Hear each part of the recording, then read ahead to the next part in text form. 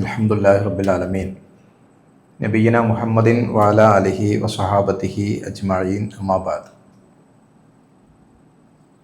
അഊദു ബില്ലാഹി മിനശ് ശൈത്വാനിർ റജീം. യാ അയ്യുഹല്ലദീന ആമനുത്തഖുല്ലാഹ ഹഖ്ക തുഖാത്തി വലാ തമൂതുന്ന ഇല്ലാ വഅൻതും മുസ്ലിമൂൻ. ഏറെ പ്രിയം നിറഞ്ഞ സഹോദരന്മാരെ, സുഹൃത്തുക്കളെ, നമ്മൾ ഒരു ഇഫ്താർ മീറ്റ് എന്നുള്ള നിലക്കാണ് MMCയിലെ വിദ്യാർത്ഥികളെ ഒരുമിച്ച് കൂട്ടിയിട്ടുള്ളത്. അപ്പോൾ നമ്മൾ പള്ളി ആയതുകൊണ്ടുള്ളൊരു ചെറിയ അസൗകര്യം നമ്മൾ അനുഭവിക്കുന്നുണ്ട്. ചില അസൗകര്യമായി നമ്മൾ കരുതേണ്ടതില്ല.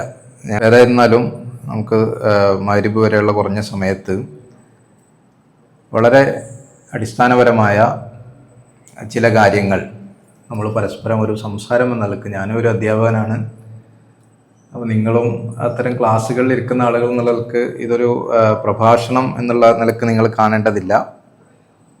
മറിച്ച് ഒരു സംസാരം എന്ന നിലക്ക് നമുക്ക് ഏതാനും കാര്യങ്ങൾ സൂചിപ്പിക്കുക എന്നുള്ളതാണ്. ഇപ്പോൾ നമ്മളെ സംബന്ധിച്ചിടത്തോളം നിങ്ങൾ ഒരു പ്രൊഫഷണൽ കോഴ്സിൻ്റെ ഭാഗമായി മുന്നോട്ട് പോകുന്ന ആളുകളാണ്. അതിൽ തന്നെ ഏറ്റവും വളരെ മൂല്യമുള്ള, വളരെയധികം സമൂഹത്തിൽ വിലമതിക്കുന്ന ഒരു കോഴ്സിൻ്റെ ഭാഗമായി ഒരു MBBS കോഴ്സ് ചെയ്യാൻ അവസരം കിട്ടിയിട്ടുള്ള ആളുകളാണ് നമ്മൾ.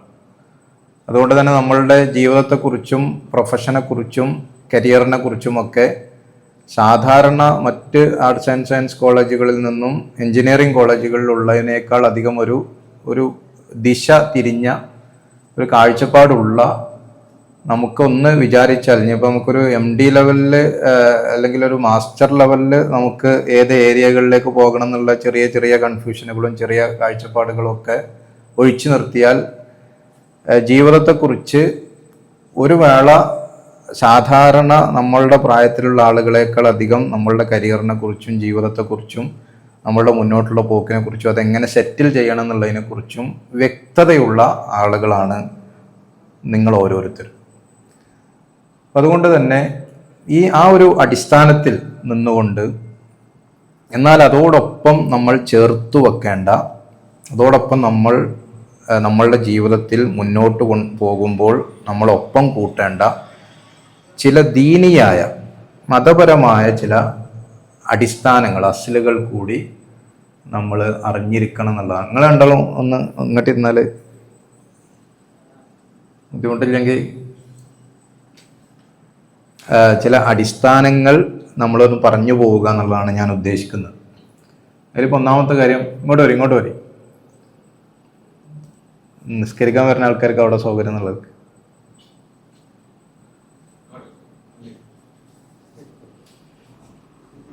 മതപരമായ നമ്മളുടെ ഒരു കാഴ്ചപ്പാട്, പ്രത്യേകിച്ച് നമ്മൾ ഈ പരിശുദ്ധ റമദാനിൻ്റെ സാഹചര്യത്തിൽ നമ്മൾ ഒന്നുകൂടി ഓർമ്മിക്കുകയും നമ്മൾ പരസ്പരം സംസാരിക്കുകയും ചെയ്യുമ്പോൾ അതിനൊന്നുകൂടി ഒരു ഊർജ്ജം ഉണ്ടാവും.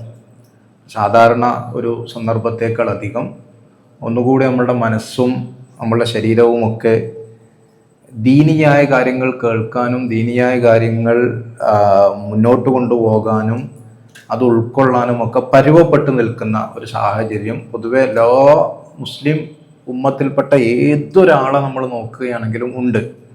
അത് വെറുതെ സംഭവിക്കുന്നതല്ല, അത് ശരിക്കും അള്ളാഹുവിൻ്റെ ഒരു ഇടപെടൽ കൊണ്ട് സംഭവിക്കുന്നത് തന്നെയാണ്.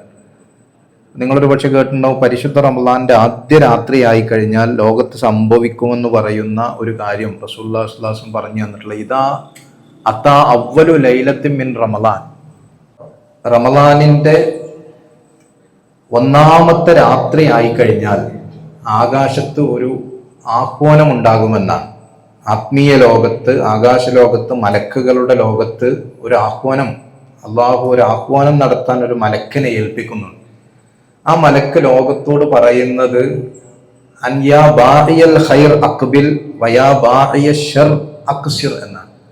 നന്മ ചെയ്യാൻ ആഗ്രഹമുള്ളവരെ നിങ്ങളെല്ലാം മുന്നോട്ട് വരൂ, തിന്മകൾ മനസ്സുള്ളവരെ നിങ്ങളുടെ തിന്മകൾ നിങ്ങളൊന്ന് കുറക്കൂ, പിടിച്ചു വെക്കൂ എന്നാണ്.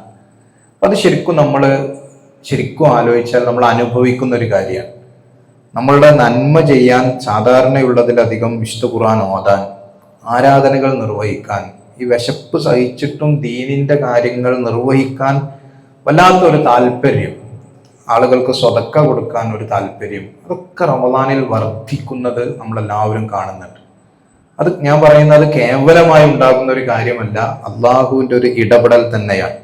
ശരിക്കും പറഞ്ഞാൽ അള്ളാഹു നമ്മളെങ്ങനെ ഒന്ന് ചേർത്ത് പിടിക്കാൻ, അവന്റെ മതത്തിലേക്ക്, അവന്റെ ദീനിലേക്ക്, അവന്റെ ഉമൂറുകളിലേക്ക്, അവന്റെ കാര്യങ്ങളിലേക്ക് നമ്മളുടെ മനസ്സിനെയും ശരീരത്തെയും നമ്മളുടെ ചുറ്റുപാടിനെയും പടച്ചോങ്ങനെ ഒന്ന് ചേർത്ത് പിടിക്കാൻ അള്ളാഹുവിന് വലിയ ഇഷ്ടമാണ്. അവന്റെ അടിമകൾ അവന്റെ കാര്യത്തിലേക്ക്, ദീനിന്റെ കാര്യത്തിലേക്ക് കൂടുതൽ കൂടുതൽ താല്പര്യപൂർവ്വം വരുന്നത് എന്നാണ്.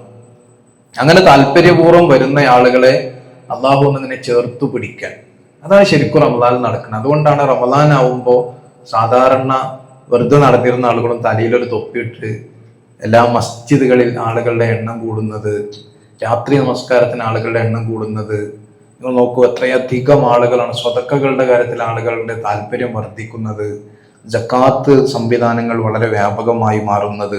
ഇതൊക്കെ റമദാനിൽ നടക്കുന്നത് അള്ളാഹുവിന്റെ ഈ ഒരു ചേർത്തുപിടിക്കലുള്ളത് കൊണ്ടാണ്. അങ്ങനെ ഒരു ചേർത്തുപിടിക്കലിന്റെ ഭാഗമായി നമ്മൾ മാറുമ്പോൾ, നമ്മൾ അതിലൊന്ന് ഒരു തള്ളക്കോഴി തൻ്റെ കുഞ്ഞുങ്ങളെ ചേർത്ത് പിടിക്കുമ്പോൾ ആ കുഞ്ഞുങ്ങൾ ചെയ്യുന്ന ഒരു കാര്യം ഉണ്ടല്ലോ, അത് ആ തള്ളക്കോഴിയുടെ ചിറകിനടിയിലേക്ക് അവരിങ്ങനെ ചേർന്ന് നിന്ന് കൊടുക്കും. അപ്പോഴാണ് ആ സംരക്ഷണം എന്നുള്ളത് സമ്പൂർണമായി അനുഭവിക്കാനാവുക. അവർ പുറത്തേക്ക് ചാടാൻ ശ്രമിച്ചാൽ ആ തള്ളക്കോഴിയുടെ സംരക്ഷണം അവർക്ക് കിട്ടൂല. അള്ളാഹു ആകുന്ന ഈ ലോകത്തിന്റെ മഹാചൈതന്യം നമ്മളങ്ങനെ ചേർത്തു പിടിക്കാൻ, അവന്റെ അടിമകളെല്ലാവരെയും ഇങ്ങനെ ചേർത്ത് പിടിക്കാൻ. അപ്പൊ നമ്മൾ എന്ത് ചെയ്യണം? ഒന്ന് താഴ്മയോടുകൂടി വിനയത്തോടുകൂടി അതിലേക്ക് നിന്ന് കൊടുത്താൽ മതി എന്നുള്ളതാണ്. ആ വിനയം കാണിക്കുന്നതിനെ, ആ താഴ്മ കാണിക്കുന്നതിനെയാണ് ഇബാദത്ത്, ആരാധന എന്ന് പറയുന്നത്. ആരാധനയുടെ ഡെഫിനിഷൻ മതഗ്രന്ഥങ്ങളിൽ രേഖപ്പെടുത്തപ്പെട്ടിട്ടുള്ളത് അക്സ അൽ ഗായത്തുൽ ഖുദൂഇ വത്തദല്ലുലി എന്നാണ്. ഒരു മനുഷ്യൻ തൻ്റെ സൃഷ്ടാവിനോട് കാണിക്കുന്ന അങ്ങേയറ്റത്തെ വിനയം, അങ്ങേയറ്റത്തെ താഴ്മ, ആ താഴ്മയാണ് ആരാധന പറഞ്ഞത്. ആ താഴ്മയാണ് നിസ്കാരം, ആ താഴ്മയാണ് നോമ്പ്, ആ വിനയം കാണിക്കലാണ് ഖുർആനിനോടുള്ള ഒരു സ്നേഹം, ആ വിനയം കാണിക്കലാണ് അള്ളാഹുവിന്റെ മുമ്പിൽ നമ്മൾ ദുആ ചെയ്തുകൊണ്ടിരിക്കുന്ന ഓരോ സന്ദർഭങ്ങളും, രാത്രി നമസ്കാരം, അതെല്ലാം ആ വിനയം കാണിക്കലാണ്. അപ്പൊ അങ്ങനെ നിങ്ങൾ കാണിക്കുന്ന ഒരു വിനയത്തിന്റെ മാർഗം കൂടിയാണ്, നമ്മളെല്ലാവരും കാണിക്കുന്ന ഒരു വിനയം കൂടിയാണ് ഇങ്ങനെയുള്ള ഒരു സംഗമത്തിലേക്ക് നമ്മൾ ഒന്ന് വന്നിരിക്കുകയും അതിൽ നമ്മളെല്ലാവരും ചേർന്നിരിക്കുകയും അവിടെയുള്ള കാര്യങ്ങൾ നമ്മൾ ഒരുമിച്ച് അനുഭവിക്കുകയും ചെയ്യുക എന്നുള്ളത് കൂടി ആമുഖമായി സൂചിപ്പിക്കാൻ. നമ്മളെ സംബന്ധിച്ചിടത്തോളം ഇങ്ങനെ പരിശുദ്ധ റമദാനിൽ അള്ളാഹു നമ്മളെ ഇങ്ങനെ ഒന്ന് ചേർത്തു പിടിക്കുമ്പോഴേക്ക് ചേർന്ന് കൊടുക്കാൻ കഴിയുക എന്നുള്ളത് ശരിക്കും ഒരു അനുഗ്രഹമായി നമ്മൾ കാണണം, ഒരു നിഅമത്തായി കാണണം. കാരണം പടച്ചവൻ ഈ ലോകത്ത് നമ്മൾ ജീവിച്ച് മുന്നോട്ട് പോകുമ്പോൾ ഒരുപാട് ഓപ്പർച്യൂണിറ്റികൾ, അവസരങ്ങളെ നമുക്ക് തരുന്നതാണ്. അള്ളാഹുവിലേക്ക് അടുക്കാൻ, അള്ളാഹുവിൻ്റെ മാർഗത്തിൽ മുന്നോട്ട് പോകാൻ, ദീൻ ഉൾക്കൊള്ളാൻ പടച്ചവൻ ചില അവസരങ്ങൾ തരും. സാധാരണക്കാരെ, നിങ്ങൾ പ്രാക്ടീസ് ചെയ്യാൻ തുടങ്ങുന്ന ഡോക്ടർമാരാണെങ്കിൽ PG വിദ്യാർത്ഥികളുമുണ്ട്, പ്രാക്ടീസ് ചെയ്തുകൊണ്ടിരിക്കുന്ന ആളുകളുമുണ്ട്, കൂടുതൽ രോഗികളുമായി ഇടപഴകുന്ന ആളുകളുമുണ്ട്. നിങ്ങൾക്കറിയാം, ഓരോ രോഗിയും പ്രത്യേകിച്ചും വളരെ പെട്ടെന്നുണ്ടാകുന്ന സ്ട്രോക്കോ ആ നിലക്കുണ്ടാകുന്ന ബുദ്ധിമുട്ടുകളോ അനുഭവിച്ചു വരുന്ന ആളുകളുടെ അവരുടെ പ്രകൃതത്തിൽ ഉണ്ടാകുന്ന മാറ്റങ്ങൾ ഞാൻ പറയുന്നതിനേക്കാൾ അനുഭവിച്ചറിയുന്ന ആളുകളാണ്.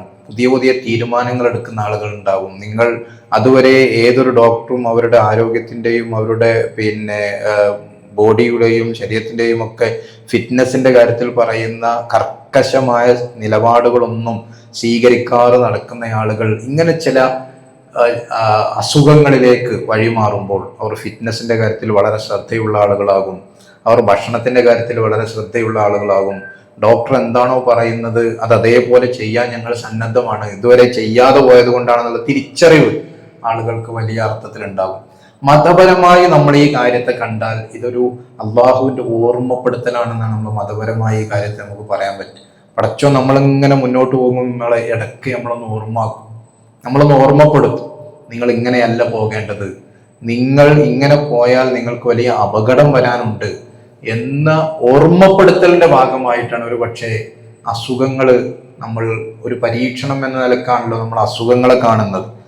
മതപരമായ ആംഗിളിൽ ഒരു പരീക്ഷണമാണ്. ആ പരീക്ഷണത്തെ നമ്മൾ കാണേണ്ട രീതിയും അതാണ്. അപ്പൊ എനിക്ക് ഓർമ്മയുണ്ട്, ഡോക്ടർ P.A. ലളിത എന്ന് പറയുന്ന കേരളത്തിലെ തന്നെ വളരെ പ്രഗത്ഭയായ ഡോക്ടർ അവർക്ക് ക്യാൻസർ വന്നതിനെ കുറിച്ച് എഴുതിയ ഒരു അനുഭവം മലയാള മനോരമയുടെ ഒരു ഒരു ആനുകാലികത്തിൽ വന്നിരുന്നു. അവർ പറയുന്നത്, അവരുടെ മുമ്പിൽ വന്ന ഒരു രോഗിയുടെ അടയാളങ്ങൾ, ആ രോഗി പറയുന്ന രോഗാവസ്ഥകൾ നിരന്തരം ഈ ഡോക്ടർ അത് റിവ്യൂ ചെയ്തുകൊണ്ടിരിക്കുമ്പോൾ ഈ സ്ത്രീയായ രോഗി പറയുന്ന പല അടയാളങ്ങളും എൻ്റെ ജീവിതത്തിൽ 19 വയസ്സു കഴിഞ്ഞ് നിൽക്കുന്ന P.A. ലളിതയുടെ ജീവിതത്തിൽ അതുപോലെ അവർക്കും അത്തരം സാഹചര്യങ്ങൾ ഉണ്ടല്ലോ എന്നൊരു തോന്നൽ ആ രോഗിയുടെ മുമ്പിൽ വെച്ചാണ് ആ ഡോക്ടർക്ക് ഉണ്ടാവുന്നത്. ആ രോഗിയെ പരിശോധിച്ച് അന്നത്തെ OP കഴിഞ്ഞതിന് ശേഷം ആദ്യമായി ഞാൻ ചെന്ന് അവർക്ക് കുറിച്ചു കൊടുത്ത ചില ടെസ്റ്റുകൾ തൻ്റെ ജീവിതത്തിലും തൻ്റെ ശരീരത്തിലും നടത്താൻ അവർ തീരുമാനിക്കുകയും അത് നടത്തി അതിൻ്റെ റിസൾട്ട് വന്നപ്പോൾ അവർ ഒരു ക്യാൻസറിന് അടിമയായിരുന്നു, അവരെ അതിലകപ്പെട്ടിരുന്നു എന്നത് അവർ എഴുതി വെക്കുന്ന ഒരു കാര്യമുണ്ട്. ഞാൻ പറഞ്ഞത് അത്ര നിസ്സാരരാണ് യഥാർത്ഥത്തിൽ നമ്മൾ ഓരോരുത്തരും. ഒരർത്ഥത്തിൽ നമ്മൾക്കെല്ലാ എക്യുപ്മെന്റ്സിന്റെ പ്രവർത്തനങ്ങളെ കുറിച്ചും അറിയാം, രോഗത്തിന്റെ അവസ്ഥകളെ കുറിച്ചറിയാം, അതേപോലെ തന്നെ ഒരു വ്യക്തിയുടെ സാധാരണ ഒരു മനുഷ്യനേക്കാൾ അധികം ഒരു വ്യക്തിയുടെ നാഡീ ഞരമ്പുകളുടെ പ്രവർത്തനങ്ങളെ കുറിച്ചറിയാം എന്നൊക്കെ നമ്മൾ കരുതുമ്പോൾ തന്നെ നമ്മുടെ ശരീരത്തിന്റെ സാധാരണ ഒരു മനുഷ്യൻ മനസ്സിലാക്കാത്തതിനേക്കാൾ അധികം ശരീരത്തിന്റെ എല്ലാ വശങ്ങളെക്കുറിച്ചും നാഡീവ്യവസ്ഥകളെക്കുറിച്ചും മനസ്സിലാക്കാൻ അവസരം കിട്ടിയിട്ടും നമ്മുടെയൊക്കെ ശരീരത്തിനുള്ളിൽ വളരുന്ന കോശങ്ങളുടെ പ്രവർത്തനങ്ങളോ ആ കോശങ്ങൾ ഉണ്ടാക്കുന്ന ഡാമേജുകളോ തിരിച്ചറിയാൻ മനുഷ്യന്റെ നിലക്ക് നമുക്ക് പലപ്പോഴും സാധിക്കാതെ പോകുന്നു എന്നുള്ളതൊരു വസ്തുതയാണ്. ഞാൻ പറഞ്ഞ ഈ നിസ്സാരമായ മനുഷ്യൻ ഇത്ര നിസ്സാരനാണ് എന്ന ഒരു ബോധം നമുക്കെപ്പോഴും ഉണ്ടാകണം എന്നതാണ് അള്ളാഹു നമ്മളെ പഠിപ്പിക്കുന്നത്. മനുഷ്യ, നിങ്ങൾ നിസ്സാരരാണ്. യാ അയ്യുഹൽ ഇൻസാൻ ഇന്നക ഇലാ റബ്ബിക കദ്ഹൻ ഫമുലാഖി. മനുഷ്യ, നിങ്ങൾ പരിശ്രമിച്ച് നിങ്ങൾ മുന്നോട്ട് പോകുമ്പോൾ നിങ്ങൾ അള്ളാഹുവിനെ കണ്ടുമുട്ടേണ്ടി വരും എന്ന ഒരു ബോധം നിങ്ങൾക്കുണ്ടാകണം എന്നാണ് ഖുർആൻ നമ്മളുടെ മുമ്പിൽ വെക്കുന്ന ഒരു കാര്യം. അപ്പം മനുഷ്യൻ എന്ന നിലക്ക് നമ്മൾ നിസ്സാരരാണ് എന്നും ആ നിസ്സാരതയെ അതിജീവിക്കാൻ നമ്മൾക്ക് ചില ശ്രമങ്ങൾ നമ്മളുടെ ഭാഗത്തുനിന്ന് ഉണ്ടാകണമെന്നുമാണ് മതം നമ്മളുടെ മുമ്പിൽ പറഞ്ഞു വെക്കുന്ന കാര്യം. അപ്പൊ അതിൻ്റെ ഒരു കാര്യം എന്താന്ന് ചോദിച്ചാൽ, ഈ ലോകത്തെ ജീവിതം എന്നുള്ളത് ഒരു പരീക്ഷണമാണ് എന്ന് എപ്പോഴും നമ്മളെ തന്നെ ഓർമ്മപ്പെടുത്തിക്കൊണ്ടിരിക്കുന്നതാണ്. ഖുർആൻ പറഞ്ഞ കാര്യം അതാണ്. അല്ലദീ ഖലഖൽ മൗത വൽ ഹയാത ലിയബ്ലുവകും അയ്യുകും അഹ്സനു അമല. മരണവും ജീവിതവും അള്ളാഹു നമ്മൾക്ക് സൃഷ്ടിച്ചു തന്നിരിക്കുന്നത് പരീക്ഷിക്കാൻ വേണ്ടിയാണ്, നമ്മൾക്കൊരു പരീക്ഷണമായിട്ടാണ്. ആ പരീക്ഷണത്തിൽ ആരാണ് വിജയിക്കുന്നത് എന്നാണ് അള്ളാഹു പരിശോധിക്കുന്നത് എന്നാണ്.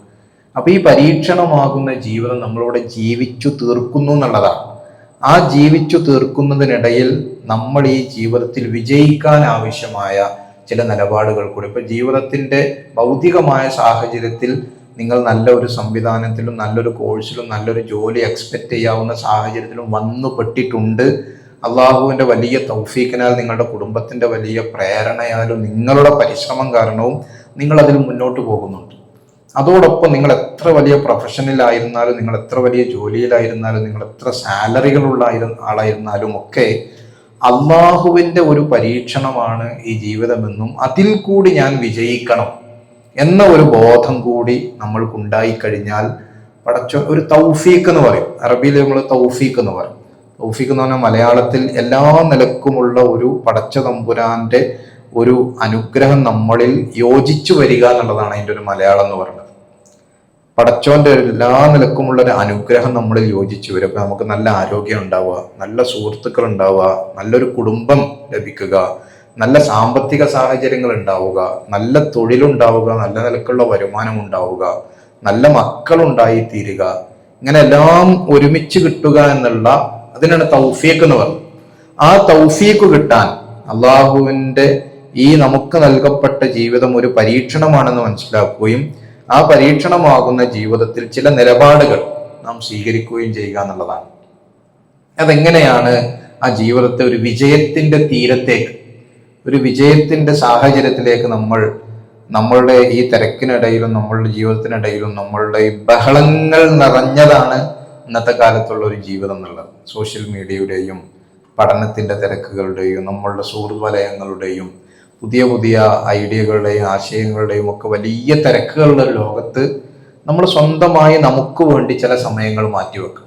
നമ്മൾ നമ്മളെക്കുറിച്ച് തന്നെ ആലോചിക്കാനും, ഞാൻ പോകുന്ന എല്ലാ വഴിയും ശരിയാണോ, ഞാൻ എൻ്റെ വഴിയിൽ എല്ലാ കാര്യവും കൃത്യമായി നിർവഹിച്ചിട്ടാണോ പോകുന്നത്, അതല്ല ഞാൻ ചില കടപ്പാടുകളും ചില കടമകളും ഒക്കെ ബാക്കി വെച്ചിട്ടാണോ ഞാൻ ഇങ്ങനെ മുന്നോട്ട് പോകുന്നത് എന്ന് ആലോചിച്ച് മുന്നോട്ട് പോകാൻ നമ്മളെപ്പോഴും തയ്യാറാണ്. നമ്മൾ മനസ്സിലാക്കേണ്ടത്, നമുക്കൊക്കെ മരണത്തെക്കുറിച്ച് നമ്മളുടെ ഒക്കെ ഉള്ളിലുള്ള ഒരു ഇമാജിനേഷൻ ഉണ്ടാവും. അത് അറിഞ്ഞോ അറിയാതെ വന്നതായിരിക്കും. നമ്മൾ കുറേ കാലം ഇങ്ങനെ ജീവിക്കും. അങ്ങനെ കുറേ കാലം ജീവിച്ചിട്ടൊരു 60-70 റിട്ടയർമെന്റ് ലൈഫൊക്കെ കഴിഞ്ഞിട്ടാണ് നമ്മളൊരു മരണത്തിന്റെ സാഹചര്യത്തിലേക്ക് വരിക, നമ്മളൊരു വാർദ്ധക്യത്തിലാണെന്നുള്ളതാണ് പൊതുവെ നമ്മളൊക്കെ മനസ്സിലാവും. പക്ഷെ പടച്ച റബ്ബ് നമുക്ക് എപ്പോഴാണ് നമ്മുടെ ജീവിതത്തിന്റെ ഒരു എക്സ്പയറി, നമ്മുടെ ജീവിതം അവസാനിക്കേണ്ട സമയം എപ്പോഴാണ്? റസൂലുള്ളാഹി സ്വല്ലല്ലാഹു അലൈഹി വസല്ലം പറഞ്ഞ മനോഹരമായ എന്നാൽ വളരെ ചിന്തോദീപകമായ ഒരു ഹദീസുണ്ട്. ആ ഹദീസിൽ നബി സല്ലല്ലാഹു അലൈഹി വസല്ലം 2 വര ഇങ്ങനെ വരച്ചു കൊടുക്കുകയാണ് വളരെ സാധാരണക്കാരായ സ്വഹാബികളുടെ മുമ്പിൽ.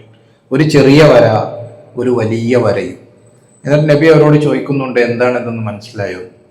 നബി സല്ലല്ലാഹു അലൈഹി വസല്ലം അവർക്ക് മനസ്സിലായിട്ടില്ല. വളരെ ശാസ്ത്രീയമായ രീതിയിൽ എന്ന് പറയാം, ഇന്ന് നമ്മൾ ഒരു ബോർഡിലൊക്കെ വരച്ച് ക്ലാസ് എടുക്കുന്നത് പോലെ നബി മണലിൽ ഇങ്ങനെ വരച്ചിട്ട് അവർക്ക് പഠിപ്പിച്ചു കൊടുക്കുകയാണ്. ഈ ചെറിയ വര ഉണ്ടല്ലോ, വഹാദ അജലുക്കും, ഇത് മനുഷ്യന്റെ ആയുസ്സാണ്. അതിന് ആനുപാതികമായി അതിന്റെ പാരലായി ഞാൻ വരച്ച വലിയ വര ഉണ്ടല്ലോ, ആ വര വഹാദ ഉന്നീയത്തുക്കും, ഇത് മനുഷ്യരെ നിങ്ങളുടെ ആഗ്രഹങ്ങളാണെന്നാണ്. അപ്പൊ ആഗ്രഹങ്ങളുടെ വരയിലാണ് മനുഷ്യൻ ഇങ്ങനെ പോയിക്കൊണ്ടിരിക്കുന്നത്. ആ ആഗ്രഹങ്ങൾ ഇപ്പൊ നിങ്ങൾ തന്നെ, ഇപ്പോൾ എൻ്റെ മകള് ഹയർ സെക്കൻഡറി +2 ആണ് പഠിക്കുന്നത്. അപ്പൊ അവള് എപ്പോഴും പറഞ്ഞ കാരണം വെച്ചാൽ SLC വരെ പഠിക്കുമ്പോൾ SLC എത്തുമ്പോൾ നമ്മളെപ്പോഴും വിദ്യാഭ്യാസ രംഗത്ത് നമ്മൾ പറഞ്ഞുള്ള കാര്യമാണ്, SLC ആണ് ഏറ്റവും വലിയ ടേണിംഗ് പോയിന്റ് എന്ന് പറയും. ഇപ്പോൾ ഹയർ സെക്കൻഡറി എത്തിയപ്പോൾ ഹയർ സെക്കൻഡറി ആണ് ഏറ്റവും വലിയ ടേണിംഗ് പോയിന്റ് എന്ന് എല്ലാവരും കൂടി പറയുന്നുണ്ട്. അപ്പൊ അവളുടെ ഒരു കസിൻ ഉണ്ട്, അവള് ഇപ്പോൾ ബിടെക്കിന് പഠിച്ചോണ്ടിരിക്കും. അപ്പോൾ അവളോട് പറഞ്ഞു കൊടുക്കണത് വെറുതെ പറയാം.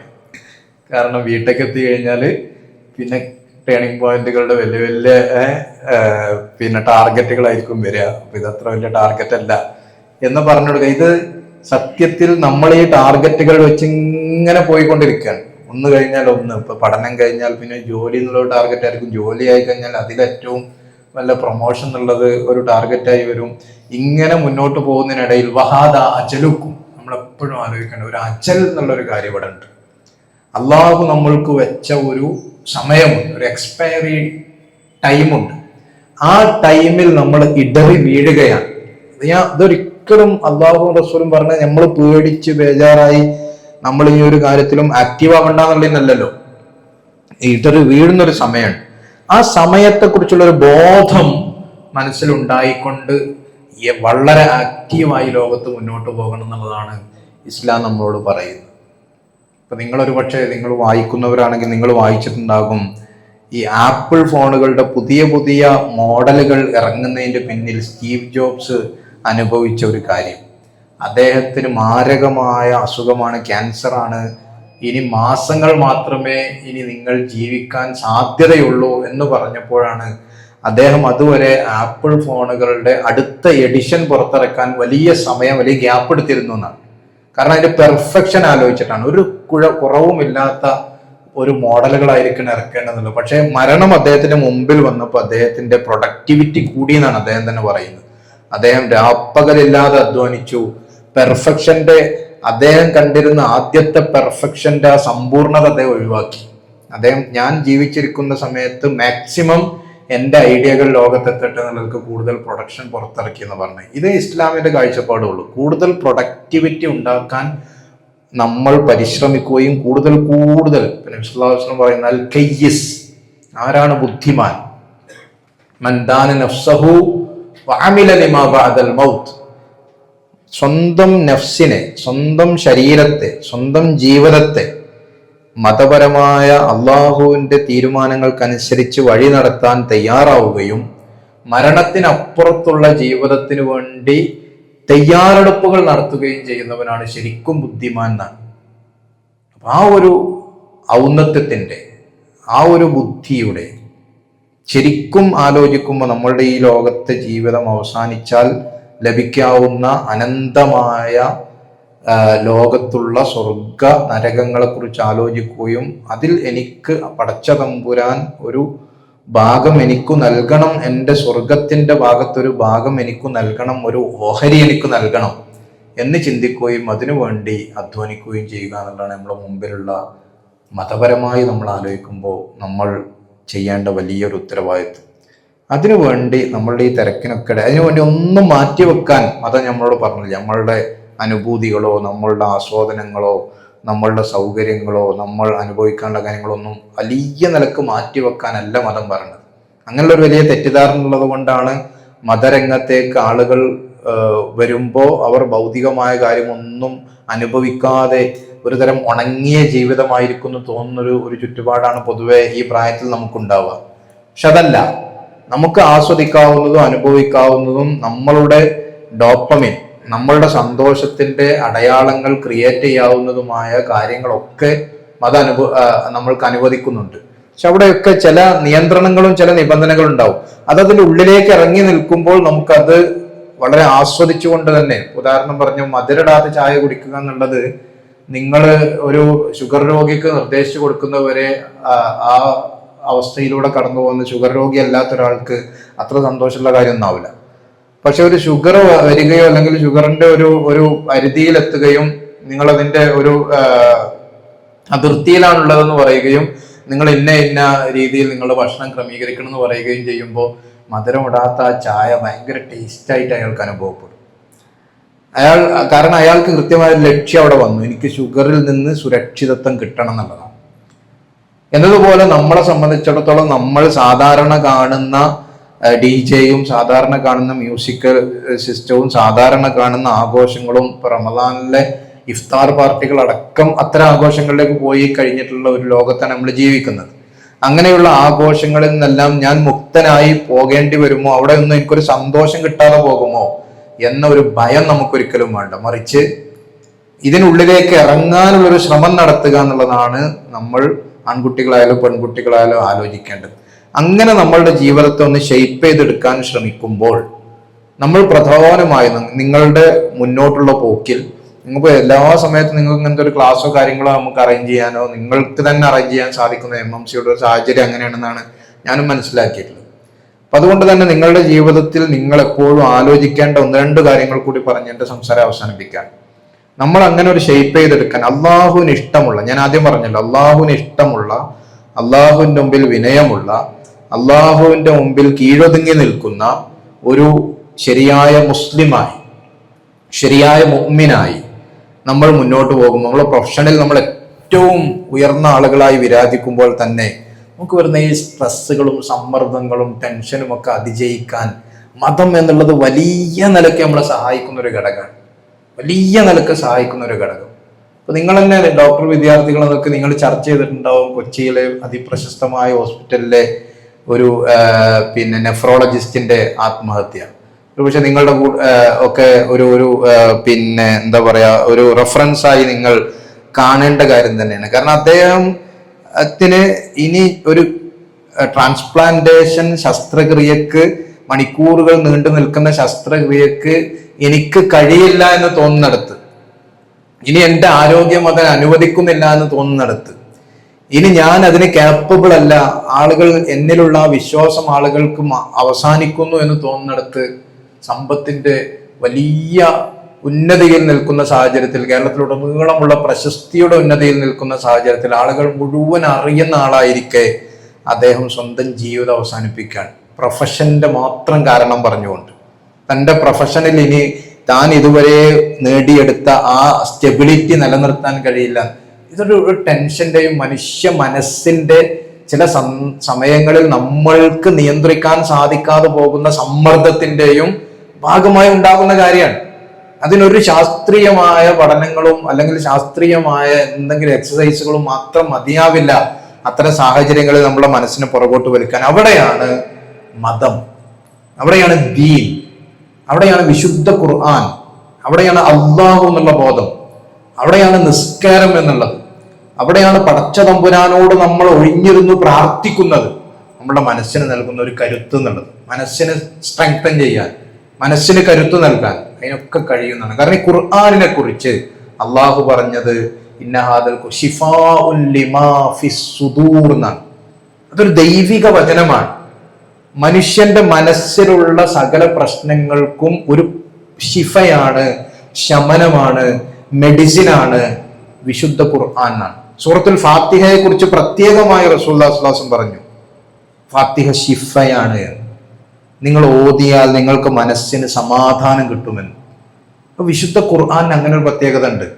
നിസ്കാരത്തിന് അങ്ങനെ ഒരു പ്രത്യേകത, അള്ളാഹുവുമായുള്ള സംസാരമാണ്.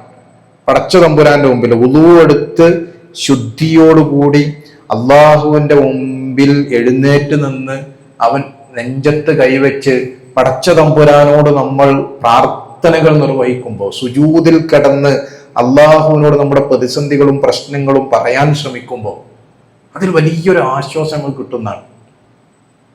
അപ്പൊ ഞാൻ സൂചിപ്പിക്കുന്നത് അതാണ്, നിങ്ങളുടെ ജീവിതത്തിന്റെ ഏതു ഘട്ടങ്ങളിലും നിങ്ങൾ 3-4 കാര്യങ്ങൾ നിങ്ങളുടെ ജീവിതത്തിന്റെ കൂടെ കൊണ്ടു നടക്കാൻ ശ്രമിച്ചാൽ അതേ ദീൻ നമ്മളോട് ആവശ്യപ്പെടുന്നുള്ളൂ എന്നാണ് ഞാൻ പറയുന്നത്. അത് മാത്രമേ ദീൻ നമ്മളോട് ആവശ്യപ്പെടുന്നുള്ളൂ. അതിലൊന്നാണ് നിസ്കാരം എന്നുള്ളത്. നമസ്കാരം എന്നുള്ളതിനെ നിങ്ങൾ വളരെ സീരിയസ് ആയി കാണുകയും അള്ളാഹു നമ്മോട് പറഞ്ഞിട്ടുള്ള ഒരു ഉത്തരവാദിത്തമാണ്, പടച്ചോൻ നമ്മോട് പറഞ്ഞിട്ടുള്ള ഒരു കടമയാണ്. 5 നേരം നിങ്ങൾ എൻ്റെ മുമ്പിലേക്ക് വരണം. സുബഹിയുടെ ഒരു സമയമുണ്ട്, ആ സമയമൊക്കെ നിങ്ങൾ മദ്രസ കാലഘട്ടത്തിലും ഒക്കെ പഠിച്ചിട്ടുണ്ടാവും. ബാങ്ക് കൊടുത്ത് 1 മണിക്കൂറും ഒരു 15 മിനിറ്റുമാണ് സുബഹിന്റെ സമയം എന്ന് പറയുന്നത്. ബാങ്ക് കൊടുത്തിട്ട് ആ സമയത്തിനുള്ളിൽ അത് 2 റക്അത്തേ ഉള്ളൂ, അത് നിർവഹിക്കും. പടച്ചോനോട് മുമ്പിലുള്ള ഒരു ആത്മാർത്ഥമായ സമർപ്പണമാണ്. ളുഹർ നിങ്ങളുടെ തിരക്കിനിടയിൽ നിങ്ങൾ ആ 4 റക്അത്ത് നിർവഹിക്കുക. നബി സല്ലല്ലാഹു അലൈഹി വസല്ലമയുടെ അടുത്തേക്ക് ഒരാൾ വരണ്ട്, റസൂലേ ഞാൻ സുബഹി 2 റക്അത്ത് നിസ്കരിക്കും, ളുഹർ 4 റക്അത്ത് നിസ്കരിക്കും, അസ്ർ 4 റക്അത്ത്, സുന്നത്തൊന്നും നിസ്കരിക്കൂല. അയാൾ നബിയോട് പറയാം, ഞാൻ മഗ്‌രിബ് നിസ്കരിക്കും, ഇശാ നിസ്കരിക്കും, ഇത് മാത്രം ചെയ്താൽ ഞാൻ സ്വർഗത്ത് പോകുമെന്ന് റസൂലിനോട് ചോദിക്കണം. സ്വഹാബത്തൊക്കെ കുറേ നിസ്കരിക്കണ സ്വഹാബികളാണ് എടുത്തിരിക്കണത്. സ്വഹാബത്തൊക്കെ നബിനെ ഇങ്ങനെ നോക്കി വെക്കുമ്പോൾ നബി പറഞ്ഞു, അത് മാത്രം ചെയ്താൽ മതി, ജി സ്വർഗത്തിലാണ്. അവിടെ ഒരു ഓപ്ഷൻ ഉണ്ട് നമ്മളെ സംബന്ധിച്ചിടത്തോളം. അടിസ്ഥാനപരമായ കാര്യങ്ങൾ ചെയ്യാം. നമ്മളെ ജീവിതത്തിൽ എപ്പോഴും നമ്മൾ ആലോചിക്കണം, പടച്ചോ നമ്മളോട് പറഞ്ഞ 5 നേരത്തെ അടിസ്ഥാനം, ആ അടിസ്ഥാനം ഏതെങ്കിലും നിലക്ക് നിങ്ങളുടെ തിരക്കിനിടയിൽ ചെയ്യുന്ന ഒരു സ്ഥിരമായ ഒരു എന്താ പറയുക കോൺസ്റ്റന്റ്, നിങ്ങൾ ഒരു പിന്നെ നിരന്തരം അത് തെറ്റാതെ കൺസിസ്റ്റൻസായി നിങ്ങളത് നിർവഹിക്കുന്ന ഒരു സ്വഭാവം ജീവിതത്തിലെ എല്ലാ ഘട്ടത്തിലും നിങ്ങൾക്ക് ഉണ്ടാവണം എന്നുള്ളതാണ് എനിക്ക് നിങ്ങളോട് ഈ തോരായി പള്ളിയിൽ നിന്നുകൊണ്ടൊരു വസിയത്ത് നിങ്ങൾക്ക് സൂചിപ്പിക്കാനുള്ളത്. 2 ഖുർആൻ, നമ്മളെ മൊബൈലിൽ ഖുർആൻ ഉണ്ടാവും, നമ്മളെ അടുത്തൊരു ഖുർആൻ ഉണ്ടാവും. നിങ്ങൾ എത്ര വലിയ ആളുകളായി മാറിയാലും നിങ്ങളൊരു ഖുർആന്റെ പതിപ്പ് അല്ലെങ്കിൽ നിങ്ങളുടെ ഫോണിൽ ഒരു ഖുർആന്റെ ആപ്പ് നിങ്ങൾ കയറ്റുകയും അതിൽ നിന്ന് കുറച്ച് ആയത്തുകൾ അത് ജീവിതത്തിൻ്റെ ഒരു സബര്യയായി നിരന്തരമായി നിങ്ങൾ തുടരുന്നൊരു പ്രവൃത്തിയായി നിങ്ങൾ ചെയ്യണം.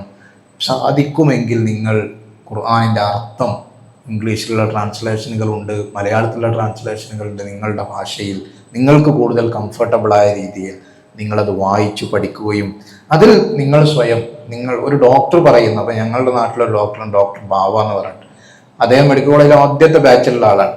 അദ്ദേഹത്തിൻ്റെ മുമ്പിൽ വരുന്ന എല്ലാ രോഗികളും അദ്ദേഹം മെഡിസിൻ നിർദ്ദേശിക്കും.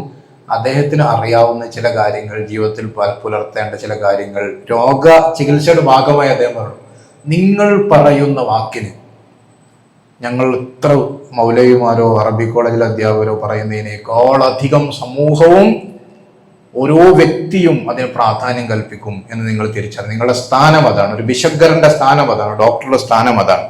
ആ കാര്യം നിങ്ങൾ കാണണം എന്നുള്ളതാണ്.